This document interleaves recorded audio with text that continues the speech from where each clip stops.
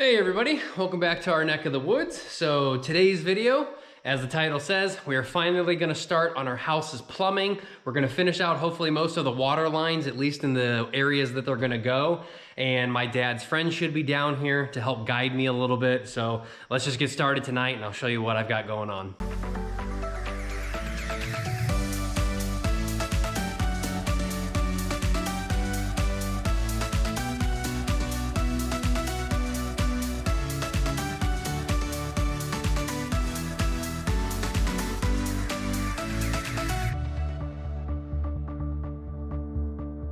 Okay, so first things first, sorry it's been a few days. If you guys follow us on Instagram, NeckofTheWoods 2020, I actually still have COVID. It's day 7 for me, and Erin now has it too. I think she's on day like 3 or 4, but I also got strep throat. So I probably would have been fine after 3 to 4 days, which is usually how long it takes me to recover. But the strep throat gave me a fever. I've never had strep throat before in my life. If I did, I was a child and don't remember. But strep throat as an adult is absolutely horrendous. And I didn't even make it off the couch for about a good 48 hours after I started my antibiotics. So now the throat is way down, all the redness, the swelling, the pain when swallowing, etc. I'm still congested, but I feel a lot better. So let me show you at least what I got done here tonight. I just went ahead and finally got the sewer line, which is our very first sewer line. We got it connected down there, and I went ahead and got the cold water line run over to the washing machine. So now we've got like 2 official water lines done. And then just now I went ahead and got the sewer line over here for the kitchen island. These water lines have already been in, and because all of them are completely plugged off, we could go ahead and pressurize the system one day. Or technically speaking, I could hook up the water lines to the washing machine and actually open those valves up and have water flow into the washing machine, and we could test everything. But everything up here is already capped off. I also went ahead and found out where the toilet flange is gonna go. So I've got that hole drilled. Nothing's connected, it's just sitting there in the floor.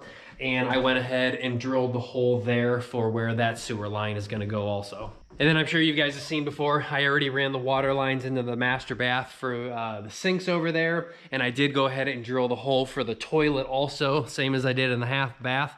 So what I'm working on tonight now is just starting some of the sewer lines. I'm not gonna go full bore into everything without my dad's friend coming over.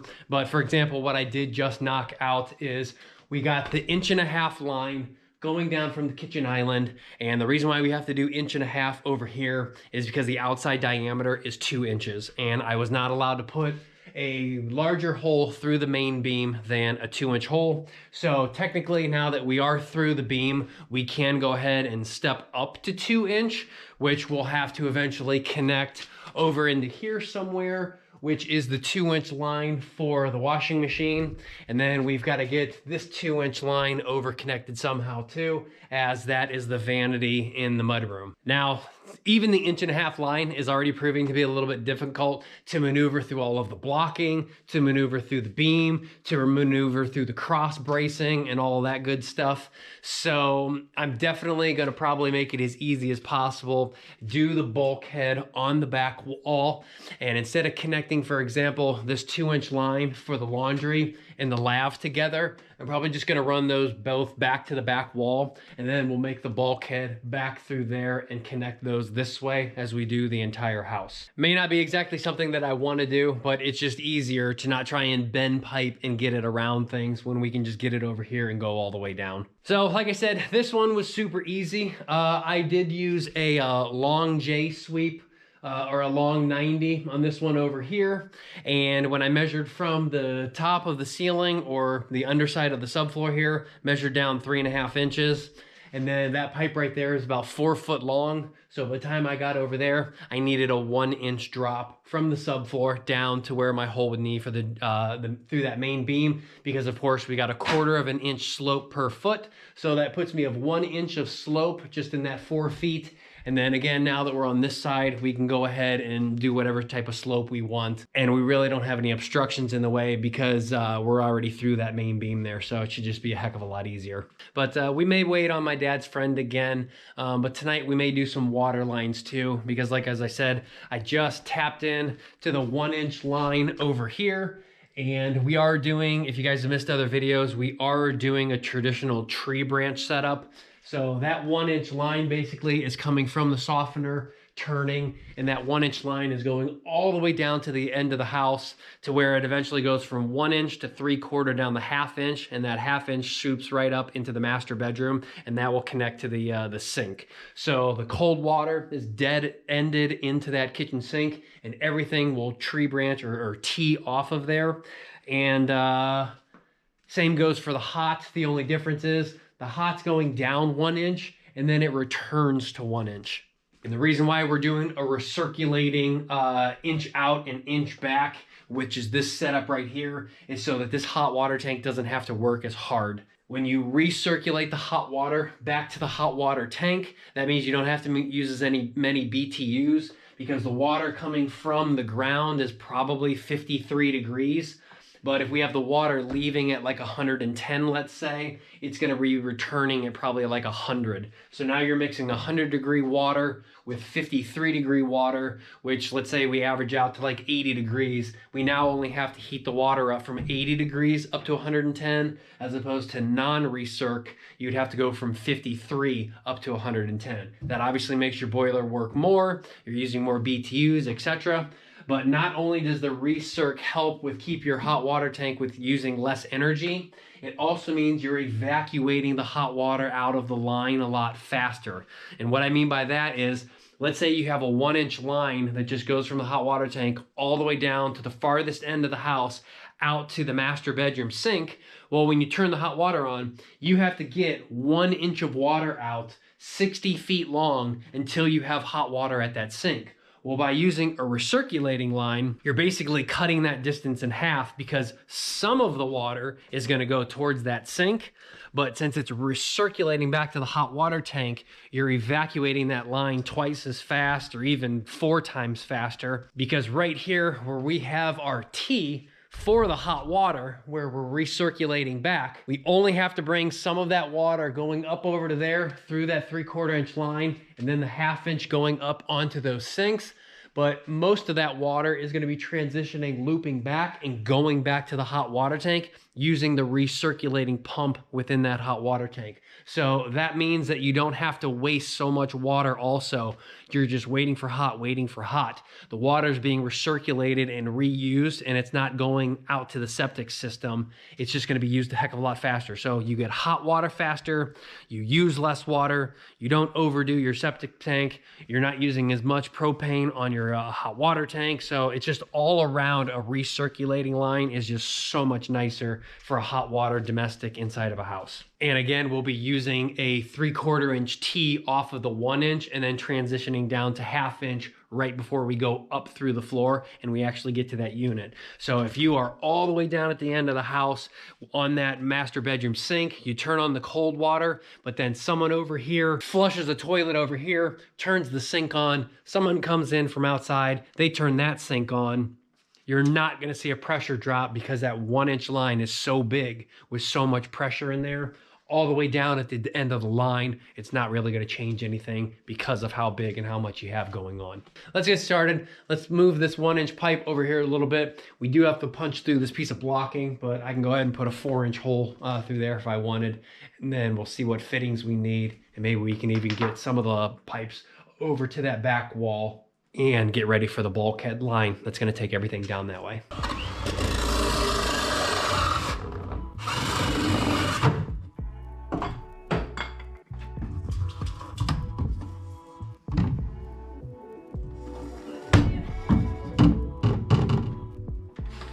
All right, so hopefully we got that. Based on where the first pipe's gonna come down, this right here is about 9 foot. So I needed 2 1/4 inch drop over that 9 feet to give me 1/4 inch foot for slope. Put a 4-inch hole through here, so we've got tons of movement up and down so we can manipulate this pipe and put it wherever we want. And then I know that I'm far enough over this way that hopefully going all the way down, we can match up and hit the sink as it drops on down, and all that stuff will go on through there nice and easy. Now, like I said, things are constantly going to be changing because I want things to be easy and done correctly, as opposed to just trying to make them look pretty. I mean, we already know we're gonna have a bulkhead, so it ain't gonna be pretty. But the way I figure this very first line's gonna go, this is where we're gonna start our 3-inch. So our 2-inch will be up into the cavity. Our 3-inch will start down here. So this will all be bulkheaded in, but everything up in here, the ceiling will be nice and flat, so nothing will drop below the ceiling. So based on this very first guy right here, we need to put this as high up as we can go, up against here. And then as we go on down, we'll just transition and start flowing downhill from here. But this little contraption here will give me my very first in coming over from the lav inside of the mudroom. So I guess I just got to get this kind of set in place. We need to get some wire or something to hold this in place so it doesn't fall. And then we can measure out from here over to that pipe that drops down through. And then we can 90 in, put our pipe in this side, and then this will be our first sewer line done and completed.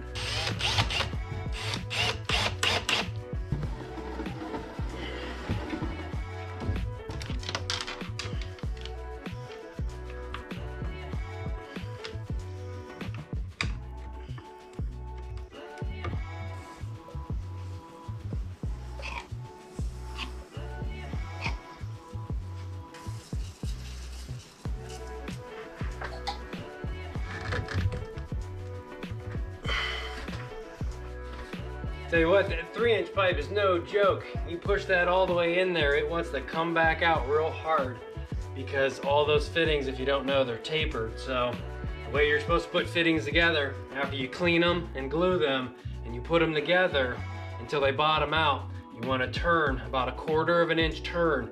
That gets the glue both on the pipe and the fitting all completely symmetrical and seated. But because of that taper joint, it just wants to kick it right back out. So that 3-inch pipe, you have to put a lot of pressure to hold those together. The 2-inch ain't so bad, and the 1.5 inch is real easy. But that 3-inch, especially when you got about 1 inch or more of fitting, all it wants to do is kick it back out. And that does take some serious pressure to hold that together for a good 30 seconds, and still it's dried and glued. All right, so getting our very first pipe connected, I just measured from this 90 over to that 90. We got 83.5 inches that we need to somehow get this pipe in here, which is a pain in the butt because there's freaking cross bracing. But I measured from the ceiling down to the center of that pipe, ceiling down to the center of this pipe. This one I can't really move at all. It's all the way up as high as it'll go. And by the time I glue that 90 in that side, we may be a little bit tall.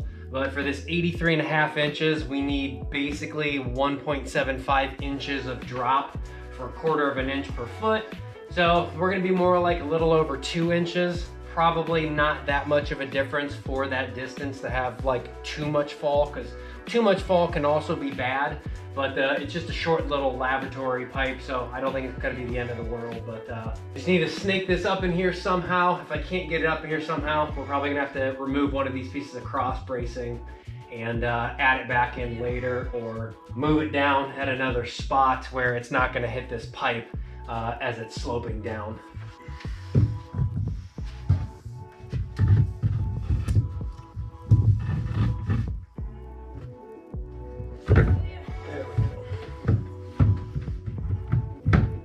All right, fingers crossed that one works and it's good. Coming down out of the floor. Again, this is the lavatory or the sink in the laundry room. We're just shooting straight down. We've got a good drop, and I did check. I think code says you can't go over 1/2 inch of drop per foot, and that's about right where we are. So probably more slope than maybe you need, but that pipe up there would have had to have come down through the floor more. So that 90 over here could have dropped down. But again, per my calculations, from the bottom of the subfloor down to the middle of that pipe, down to the middle of that pipe over there, we got about exactly 3.5 inches or so.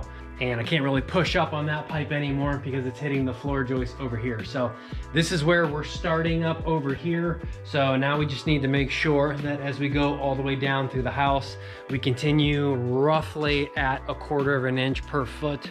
Although I think code around here says that we are permissible to get away with 1/8 of an inch also. So we could start off kind of sharp up in here. And right now you can see we can meet up with the bathroom sink right there. So we could put that in right there with just a little piece of pipe from there over to the Y fitting right here, which I already have mocked up. So this is gonna be for the bathroom sink. So we got a Y fitting into a 45 street that'll go straight up in through there, and then we just connect into there, and then we're already shooting out and we've got another sink done. The only thing that's gonna be challenging that we got to figure out later again is how do we bring over this 2 inch, that 1.5 inch, somewhere in there we'll need to put a Y fitting, like right in the middle. We'll have to cut that pipe in half, put in a Y fitting, and then get those to connect it together also within that bulkhead. But let me figure that out real quick, and then hopefully again all of this works and there's no issues. All right, so tonight I gotta kind of sum it up here. I gotta get more fittings. Like, I can't attach these pipes here unless I get a 2 inch on top, a 2 inch on the bottom, and an 1.5 inch sanity to connect that one to that one, even again if I am allowed to do that. And then my Y fittings and stuff to come over into here, I've got to change that up a little bit. Got to change up this toilet one over here a little bit. So we got to get some more stuff from the store so that we can like make this stuff work a little bit better. So right now I'm just going to knock out the toilet flanges real quick. And what I mean by a toilet flange is you don't want your toilet, this flange, sitting directly on your subfloor. You want it raised up. So instead of sitting this, you know, right here directly onto the floor, which means if you're gonna tile your bathroom or something, tiling up to your toilet is gonna be a huge pain in the butt. You have to cut the tile out for where the toilet is sitting and then caulk that, and that just makes it a lot big painer of a butt. But if you cut out a toilet flange, the thickness of what your tile is going to be, or hardwood floors or whatever, now your toilet flange sits on a flange, and then that all gets screwed down to the subfloor. Now this is the same level as the height of what your toilet's gonna sit at. So I've already cut one of these flanges out of 3/4 inch wood. So we just need to set that down. We can screw it down to the floor. Then we screw our flange down to this flange, and now we're at the right height.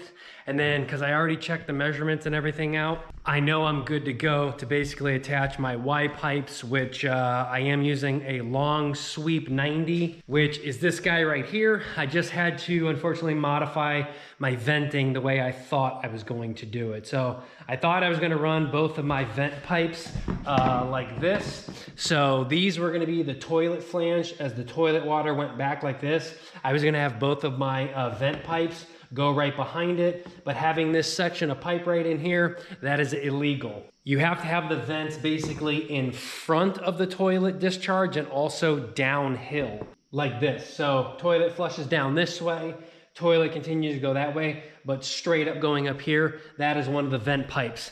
That's gonna be easy to do in the master because I haven't done any of the venting or anything yet, and there's a wall right next to the toilet. So even though we'll be sitting like this, there's a wall right here. So the toilet discharge is actually gonna go 90 degrees away from where it drops out of the toilet, and the vent will go straight up. But this one here, because the vent is behind, we're gonna have to drop the toilet straight down and out, put in a Y fitting, but take the Y fitting up at like a 45 and route the vent pipe behind where it discharges out through the floor to be able to connect to that pipe. So gotta just make a small modification there to do that, but we gotta return these long sweep 90s with basically their back clean out Ys as this, you know, this Y fitting right here.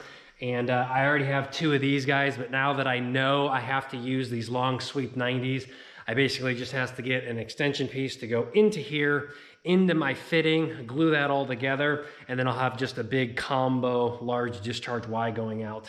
But I already cut this one out, so let's go screw this one down to the floor. I'll show you what I'm talking about in there, and then we'll do one more of these, and then I think I'm gonna wrap it up tonight because I am getting real tired and exhausted. All right, so here in the master bath, this is what I'm talking about. The toilet's gonna be facing this way, but since we have this wall right here, the toilet will discharge out this way, and then the vent will go straight up this wall. And then this one has already been kind of built. I do not know why toilet flanges want to accept the pipe on the inside. I did not find anything at the store that would go over top of this pipe, because what's stupid about that is as your waste discharges down through here, it can get caught on this inner lip, making the inside diameter even smaller. So I don't know why we couldn't go from a pipe that went on the outside of this and then went on the outside of this, because nothing 4-inch fit. 4-inch didn't fit over top of this. It did, but it was extremely loose. And I believe it was a 4-inch fitting that was flared, not like a 4-inch pipe. I think 4-inch pipe was exactly equal to this, but it just didn't make any sense. So the 3-inch pipe that I have stuck down in there, I did ream the inside out a little bit so it's not a sharp edge, so it flows a little bit easier as it transitions down. But also with the thickness of this gets it back up into the floor joist a little bit more, so we can have a proper slope, and this isn't gonna hit like the drywall ceiling down in the basement. But like I said, this one's already done. We just gotta screw this down to the floor, and we might as well use some deck screws that are coated just in case. And we're gonna have to pre-drill those holes because it cracked the wood.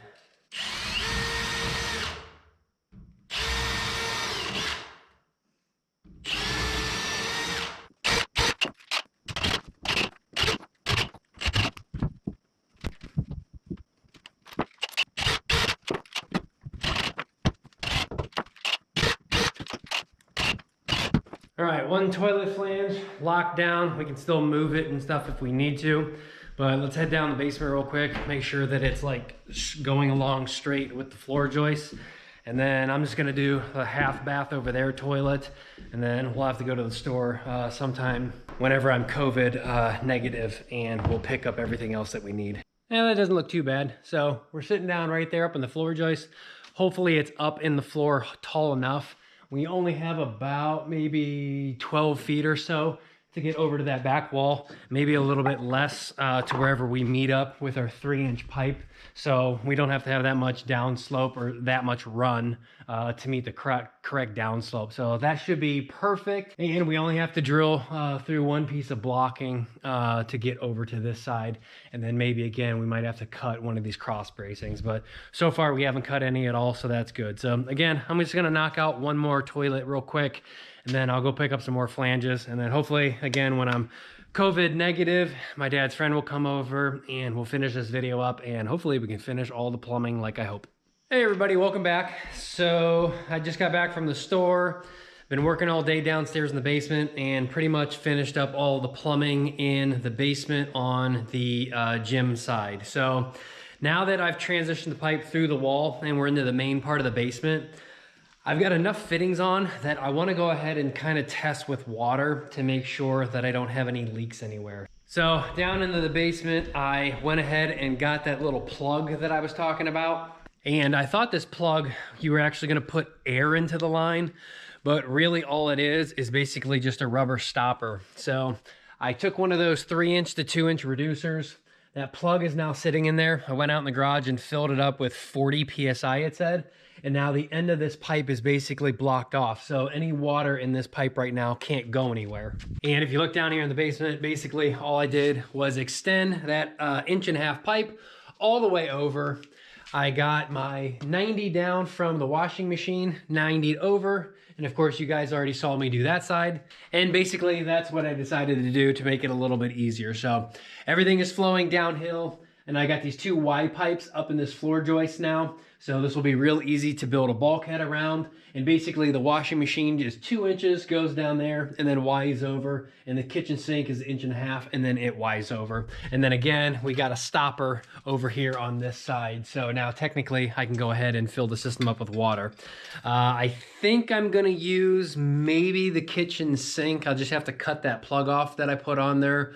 Or I guess maybe we could use the washing machine and take the top out of it. I don't know. If I take the top out of the washing machine, we'll be putting water in through the trap, and then hopefully it'll go up and down and over, but maybe it won't because we've got the air blocked off upstairs. So Maybe we'll have to go outside and remove that plug because we've got to get the trap to work. We've got to get the vent to work, but we can't really do that if it's all completely sealed up. But I just want to see basically everything down here in the basement, all of my 90s and everything, and over in here and stuff. I just want to basically see if we're going to fail or not with any leaking. And since we don't have that much water, hopefully within this much pipe that we have here, hopefully it won't be that big of a deal. I can just get a 5-gallon bucket over here and put it right here when I take that valve out, and it'll just pour down in the bucket and we can catch it all. And if it's not more than 5 gallons, I'll be able to hold it. If I got to swap out 2 5-gallon buckets because I'm over 5 gallons, that's going to be a pain in the butt. Here's what I came up with.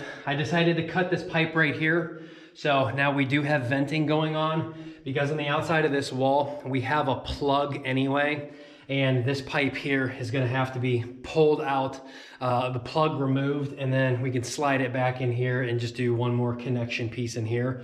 And then we can put our connection on the outside out there. And the reason why I have to remove this is because we still have to put our siding on. So this will be real easy just to break the seal here on the spray foam, pull that out, then we can put our siding up, and then I can drill the hole back out going that way. So I know where the pipe needs to go back into through the siding, and then we can just bring it back into here right there and connect it and be done. Let's just fill up a bucket real quick, and I guess let's get started, and fingers crossed there's no leaks in the basement.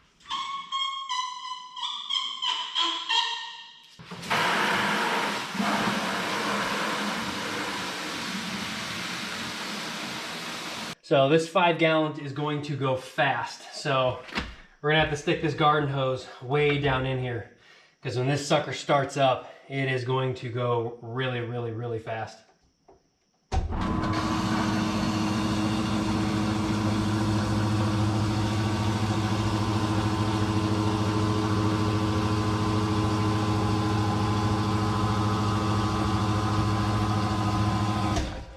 All right, that's about 2.5 gallons. I just want to run down in here just to see if we have any leaks, especially on that stopper valve where I'm not 100% sure that it's plugged off.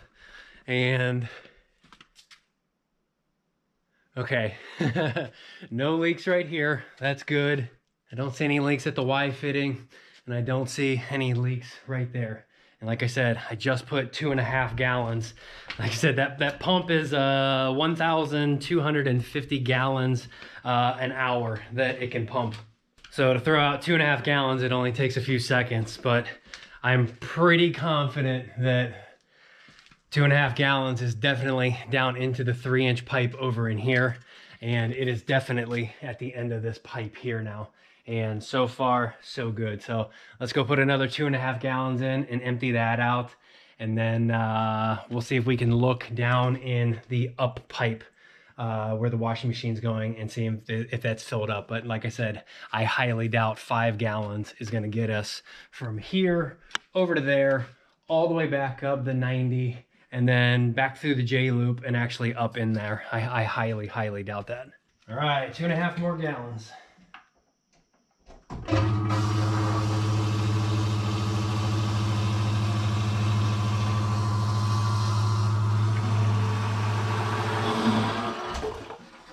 All right, that's 5 gallons down in there, and if you just heard that, this gurgle, there's no way that water is like up to here, so we're probably gonna need another 5 to get up to here or more and start checking everywhere. All right, probably do another 2.5 first, go check downstairs in the basement again. That'll put 7.5 gallons down in there, and then I guess when I pull that plug out, I'm just gonna have to have multiple buckets by me and just catch it and then swap it out real fast, maybe with Aaron's help, and then try not to get the basement super wet.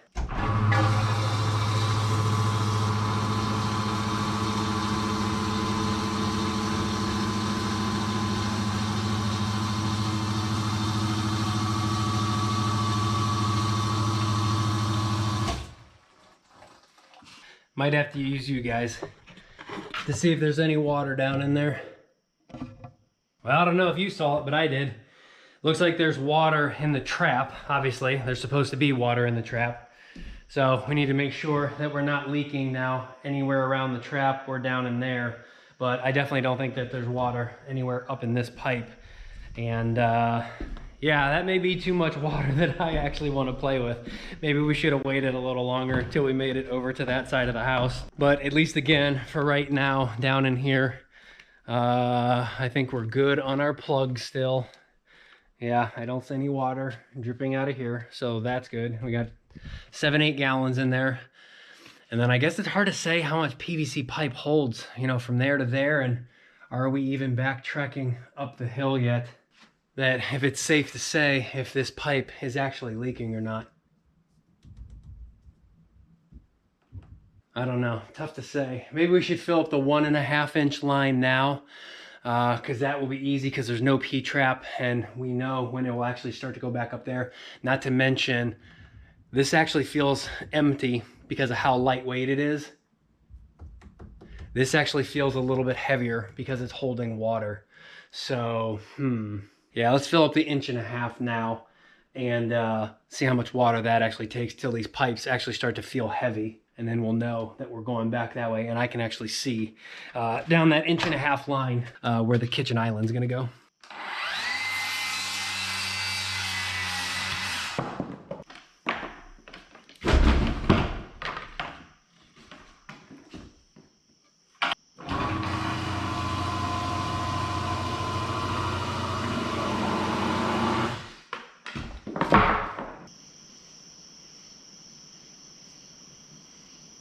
All right, I don't see any water in here, so that means we gotta do more water until we get it up to here. And if we get it up to here, hopefully we'll be at the height for the laundry also. So this should be fun. I am gonna get super wet because this is gonna be about 15 gallons now just in this little bit of pipe on this side of the house. I hope this will do it. I really do not want to try and capture 20 gallons of water 2 inches from my face. The basement's gonna get a little wet.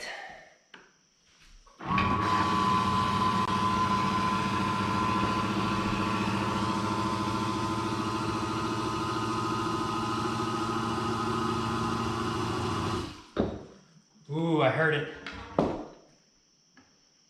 I see it. Oh, wait, hold on. It's gurgling up and down. I wonder if it's because it's trying to fill up over there and fill up over there. But I do see it. We are at basically the subfloor. Sweet. Just a little more.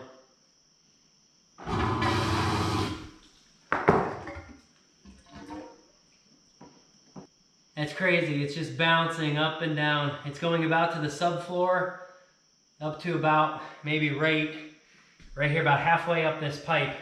And it's just going up and down, up and down. It's probably trying to get all the air out of the system before it stabilizes. Let's see if we can check back over here. Let's see if there's any water sitting in this 2-inch pipe now. And that'll tell us that we're up past the P-trap. What I did real quick is I put more water in here, and when I did that, I heard the sink go ballistic and burble and push a whole bunch of air and water up through here. So now we know everything down in the basement is 100% full because we've got air or water up to all of these heights, at least in these 2 pipes. Obviously we can't see in this pipe because it's a drain slash vent combo and I can't look down in there, but I did hear all of the water shoot up. So I guess now it's a waiting game. We go down the basement, we check for leaks one more time. We've only put about 13 gallons in, so that won't be crazy hard to try and catch. And I guess we just wait for maybe 24 hours, wait for some leaks if they appear, hopefully they don't. And our plug is still working. I don't see any water over here. And I don't see any water anywhere dripping down anywhere on the floor. So I think we're good. Cool. So I will see you guys back in 24 hours. Fingers crossed there's no water spots. And we'll have some fun trying to discharge this thing. Good morning, everybody. So in preparation for getting soaking wet, I actually thought of a better plan here. Instead of removing that 2-inch plug and just having water shoot everywhere, that pipe's got to come off anyway. We have to cut it across and continue the 3-inch. So why don't I just drill a little hole in the bottom or cut a slit and just let it all drain down at a much slower rate with like a little 1/2-inch drill bit. Not to mention, I can't really use this hand today because before I went in last night, I was drilling a hole and was trying to protect one of the water lines. And this little guy decided to stab my thumb, rip the side of my thumb completely open, and then it caught my fingernail and ripped it up and across, but then also on the side that it went up and across, down on the bottom side, it ripped it across the other way. So definitely losing this nail 100%, and I was gushing everywhere. So I don't have too much power with this hand right now. So this is gonna be easier just to drill a 1/2-inch hole, let it drain down into these buckets, and then I don't actually have to hold anything and pick it up where there's a lot of weight involved. So let's drill a hole and get wet, because it's been probably about 7 or 8 hours and there isn't a drop of water absolutely anywhere. So for our first plumbing job, we seem to be quite successful.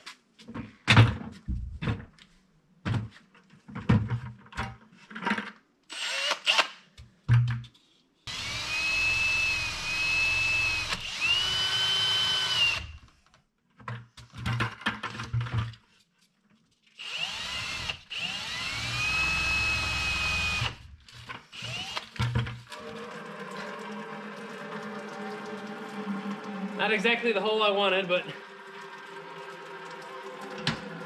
that may take an hour or so to drain, but that's a lot safer than anything else.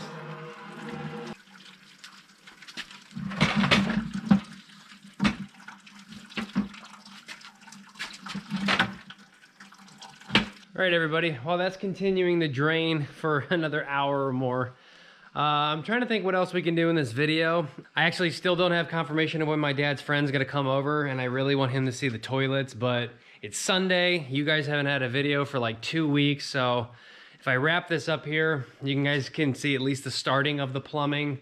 Tell me if I've done anything wrong. Well, I decided just to get it done. I slept all day, woke up, and I just couldn't let this video go without finishing it. So I just went ahead and connected all of the 3-inch pipe all the way down. We got a nice proper slope. Luckily, I was able to just kind of hold on like this and not actually use my thumb. And then as we come all the way down over here into this bedroom, we did have to make a 90 bend over this way, and then a long sweep 90 to drop down in there. And then we've got another long sweep, obviously, going outside. So technically speaking, right now, we can go ahead and freaking do laundry, because it'll just discharge it out to there, bring it into the sump pump, and then we can kick it out into the yard for gray water and water some plants and flowers, whatever. But that is freaking done. That feels good. We can finally do something in the house that's gonna actually save us money, save us time.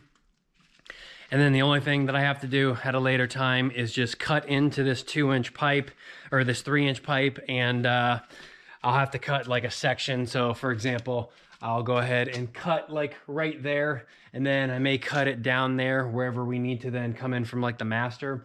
That way this entire pipe, I'll be able to spin it back and forth, because that side's not gonna spin, but cut it here, cut it twice, I'll be able to spin it, put my fittings on, manipulate and move everything to where I need to be, and then everything should be properly glued and fitted. But again, for right now, I'm probably just gonna run a little bit of water into the washing machine down that discharge, go outside, watch it flow out, make sure that it's all flowing properly, make sure that there's no leaks in any of these fittings. But oh man, does that feel good. And just a quick test, we are doing good. Water's flowing super fast down there, not coming back up, so that means our vent's working. I hear no nasty gargling. Also checked all of the couplings down in the basement, and checked outside, and it's flowing outside on the outside of the basement very well. So that is a job well done for right now. I think Aaron's gonna be pretty excited about that. And then also, I did go ahead and pick up our dryer kind of metal hardware that we need. So I'll probably hold this in another video, but that's our dryer stack with one of those little easy connect things down there, so we can just run a flex hose up there. And then I think code does say dryers have to be solid hard pipe. They don't want you using the flexible stuff unless you absolutely have to, like right here at this connection. And even then, they want you to use more of like a semi-solid pipe as opposed to like the real cheap, flimsy aluminum flex pipe that we used for like the bathroom venting. This stuff doesn't have like a little piece of paper aluminum in between like the metal coil. It's actually really hard and rigid, but can still bend. And I'll probably use that for the dryer to that hookup. And then wherever the metal pipe ends in the attic to where we have to punch out and go outside, just a little bit of a piece of flex pipe there. But again, it'll be the semi-solid stuff instead of the aluminum like paper pipe. But that's it, guys. We have got a freaking, or the washing machine. Technically, we could dry the clothes in here. We just have to collect the lint every time until we get all this done, collect it back in here. But that is better than nothing. So now I'm gonna wrap this video up here. So super happy to end on a positive note. Super happy that we can get all this to work now. And man, does that feel freaking good. So if you liked the video, if you see if I did anything wrong, comment down below. Let me know if I gotta change something. Other than that, again, like it if you enjoy, subscribe if you're not already. Hit us up on NeckofTheWoods 2020 on Instagram, and we will be having our shirts out soon. So if anyone wants to pick up a few, we're gonna show probably in the next video and on our Instagram what colors and designs we're going with. And hopefully you guys pick up a few. So till then, we'll see you guys next time. Till then, take care.